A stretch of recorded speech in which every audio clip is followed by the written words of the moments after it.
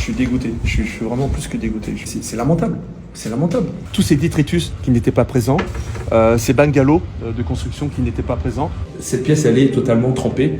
Et c'est affolant. Et c'est vraiment dommage que ce bâtiment ne soit pas respecté.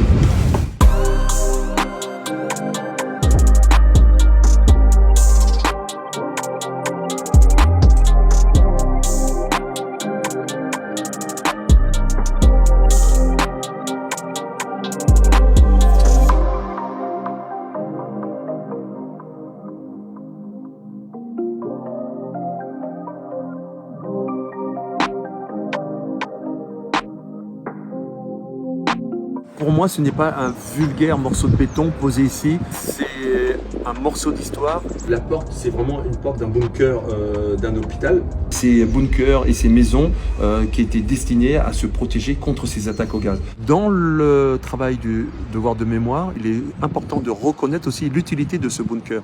Pourquoi le mur a été percé, pourquoi le sol a été percé, et on le retrouve ici aussi. Pourquoi ce bâtiment devrait-il être sauvegardé ou protégé? Pour la simple et bonne raison, des gens y ont vécu, y ont travaillé. On a une seconde plaque ici.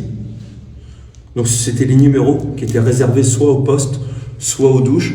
Tiens, regarde ce que je trouve encore. C'est ça. Mais c'est vraiment triste de se rendre compte qu'on a des éléments du patrimoine qui sont exceptionnels et qui pourraient, en 1 heure de temps, être pillés, saccagés, vandalisés. On le retrouve dans les livres d'histoire, mais on le retrouve ici aussi en concret, en 3D. Et pourquoi j'y suis venu? Pour tirer une sonnette d'alarme. Je suis dégoûté. Un dégoût total. La peinture est intacte, le papier y est, la chambre 10, elle est indiquée, et la poignée fonctionne. C'est mon carottage. On voit que c'est un carottage. Dans l'ordre, le premier, restaurer les dégâts que les autorités ont faits. Parce que le carottage n'a pas été fait par vous, moi. Le point 2, fermer l'accès, de façon à ce que le peu qui en reste puisse être conservé. À mon avis, non. Mais une fois de plus, on est des délinquants. On dirait que c'est un tuyau de douche, mais c'est surprenant. Voilà. On a la tête du lit. On a clairement la tête du lit qui se trouve ici. Voilà. Voilà. On retrouve ici le H hôpital. En 3, donner l'accès à une SBL sur le thème de la Seconde Guerre mondiale. Une SBL qui s'y connaît, des gens qui ont la prétention de vouloir le conserver dans le temps pour en faire une capsule temporelle. On voit vraiment ici les éléments préservés avec la façon de faire fonctionner les machines. Ça n'est même pas en néerlandais, c'est en allemand.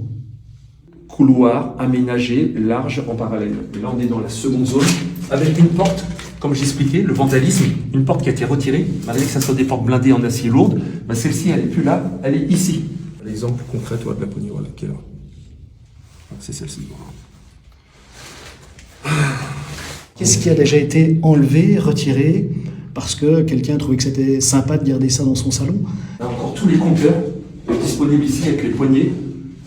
Et quand je vois ça, je trouve ça affolant. Il est important aujourd'hui que ce bunker non seulement soit plus accessible, mais soit entretenu. Le pillage, malheureusement, il y avait beaucoup plus avant. Car les 3 grosses pièces, le poste téléphonique, les pièces électriques et les compteurs ici et le panneau, toutes ces pièces se trouvent à la sortie, prêtes à être évacuées.